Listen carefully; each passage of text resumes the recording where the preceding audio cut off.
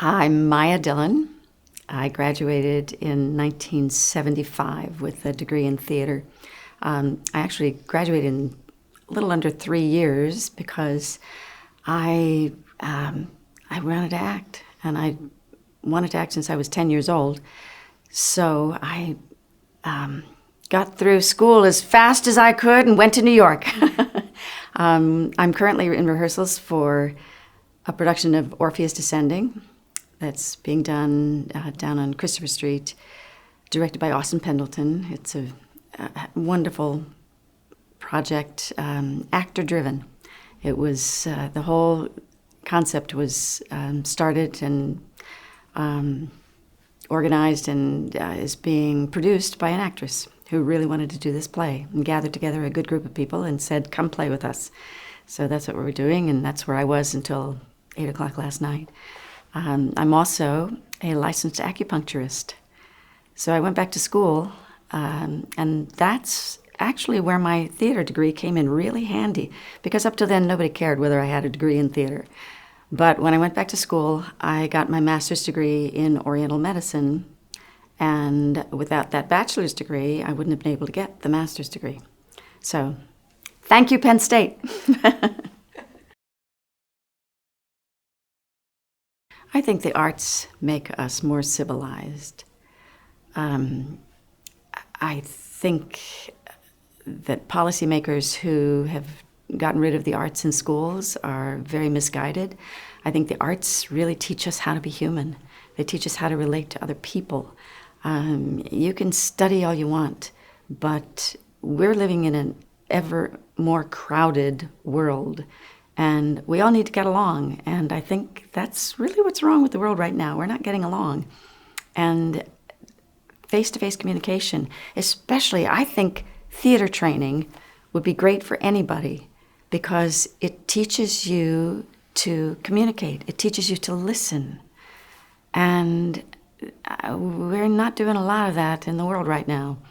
So I think if people were more open to hearing what other people have to say and responding to it. But most people right now don't hear what other people say. They just respond to what is going on in their heads. And we all have to get along. So I think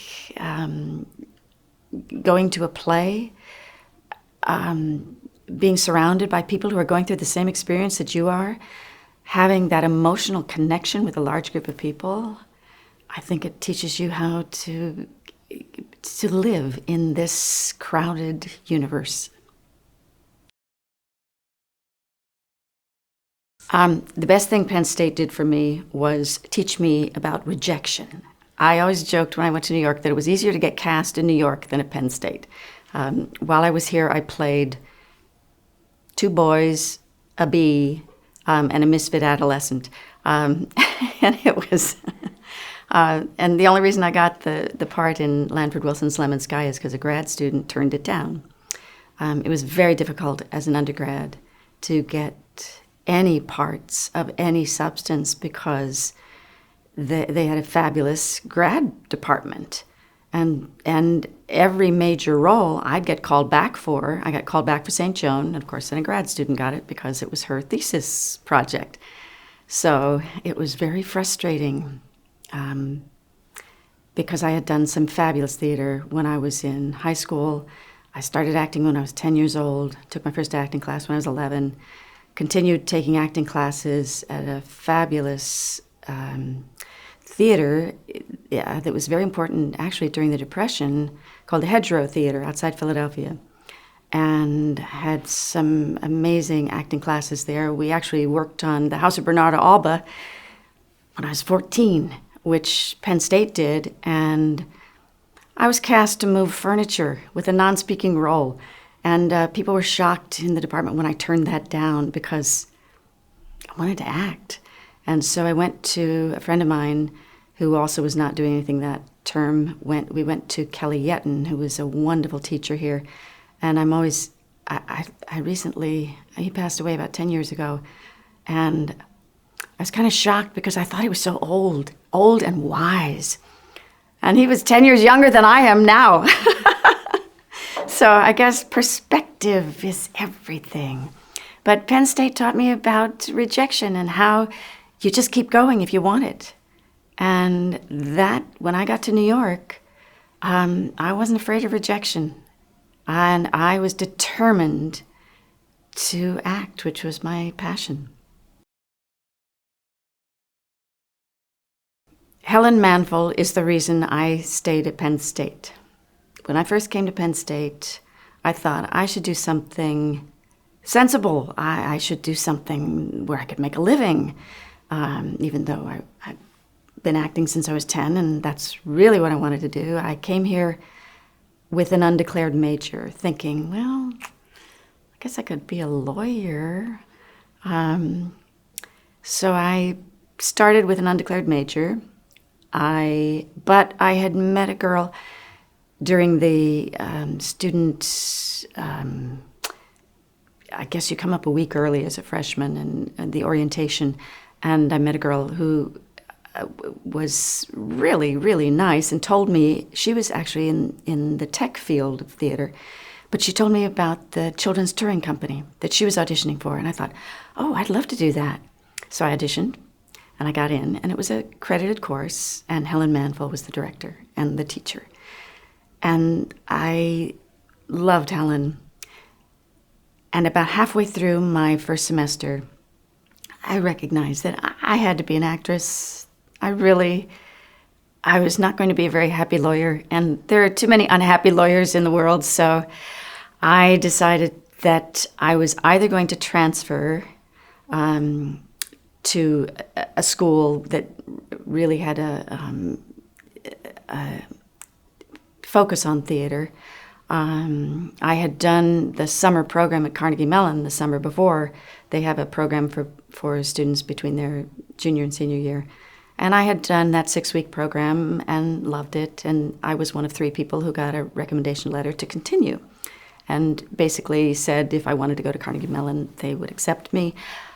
And I looked at the price tag and I said, nah, I don't think I can afford this. But I thought that first semester, first term when I was undeclared, and I thought, I have to do theater. I auditioned for a main stage show. It was a children's theater production called The Beeple that Helen was directing. And I thought, okay, if I get cast in this, that's a sign I'm going to stay at Penn State. If I don't get cast in this, then I'm going to transfer to a real theater conservatory. And I got cast. And I loved Helen. She was wonderful.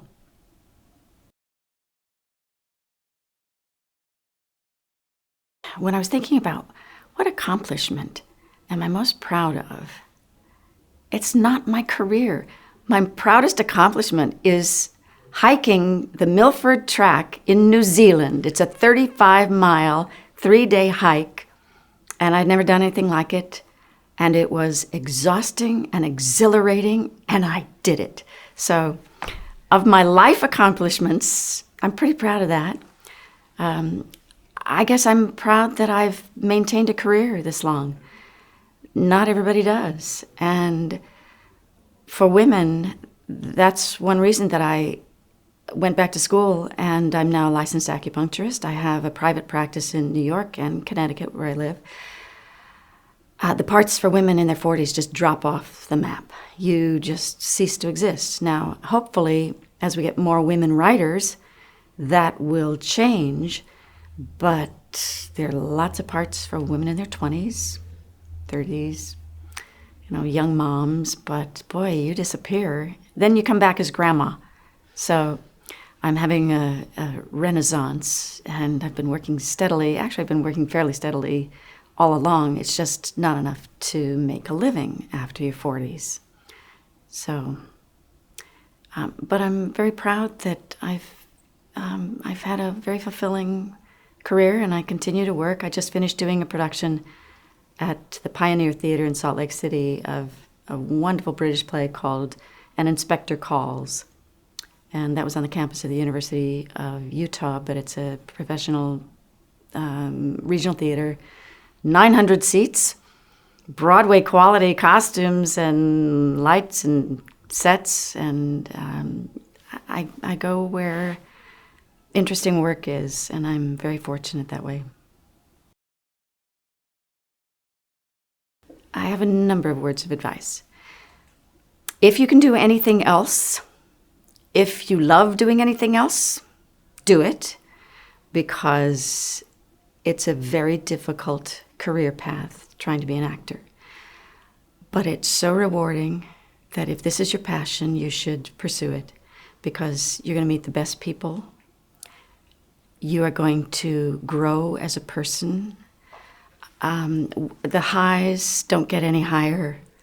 And you can control the lows. You know, you have to do a lot of work on yourself, and you have to find other interests. And I always recommend, in fact, I love talking to young actors. And I talked to this young woman years ago who was a daughter of a friend of my mother's who was coming to New York to be an actress. And I told her, find something else that you can make a living doing while you're pursuing your acting career. And years later, I met her. She was still acting, but she had opened a voiceover studio. She had gotten into production, and I went and auditioned for her at her voiceover studio, and she said, "You don't remember me, do you?" And I went, "No, sorry." And she said, and she reminded me, and she said that was the best advice anybody ever gave me. And she had a business, and she had a career. So it's imperative, unless you've got a trust fund, you're going to have times as an actor where you don't have any income. But it doesn't mean that should end your career. I worked with an actress when I was doing a play at Yale Rep who hadn't worked in a year. This was her first job in a year. She's a wonderful actress. And she said, when we were in the dressing room, she said, "You know, it's not working out for me. I think this is a sign I should just pack it in." While we were in rehearsals, she got a call from her agent. She had to go to New York for an audition. It was for a Broadway show. It started rehearsals the week after we closed. It opened on Broadway, and a month later, she was nominated for a Tony. She went on to have another career. She went on to have a career, did some TV shows. Although once she hit her 40s, I haven't heard from her much. But that's, if you love doing it, persistence pays off. And all the talent in the world is not going to get you to the top unless you work at it. And you have to work to have a career.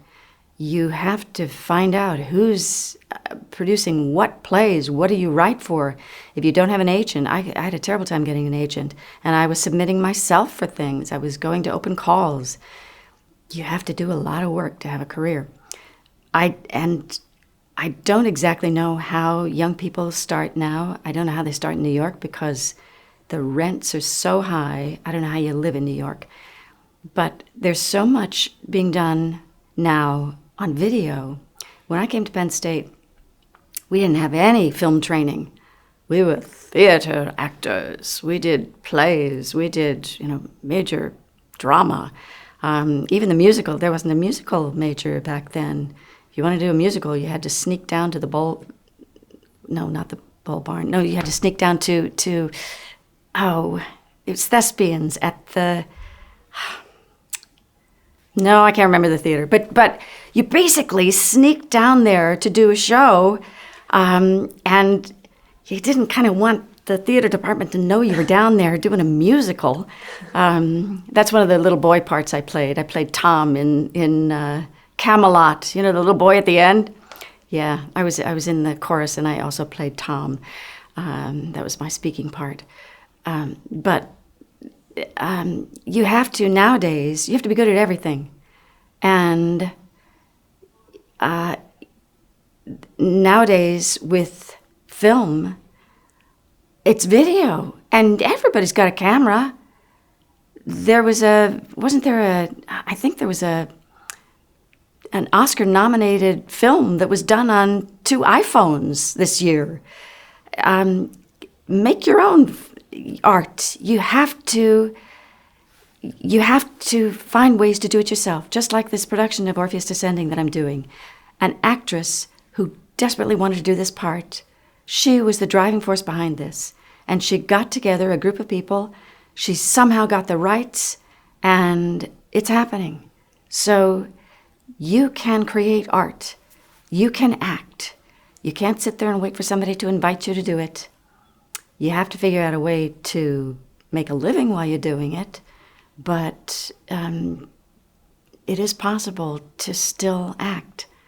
And it's a very fulfilling career if you can stick with it and ride the lows and get to the highs, and you'll be happy. And I also, wait a second, I also have some advice for the parents. A degree in theater is never a waste, because what acting training does is it gives you the confidence to stand up in front of people, which a lot of careers require. It also teaches you improvisation, which is life. A job interview is basically an improv. So even if someone graduates with a theater degree and they decide, it's just going to be too hard to pursue a career, that training is not wasted. It's going to serve that person for whatever it is they decide to do in their life.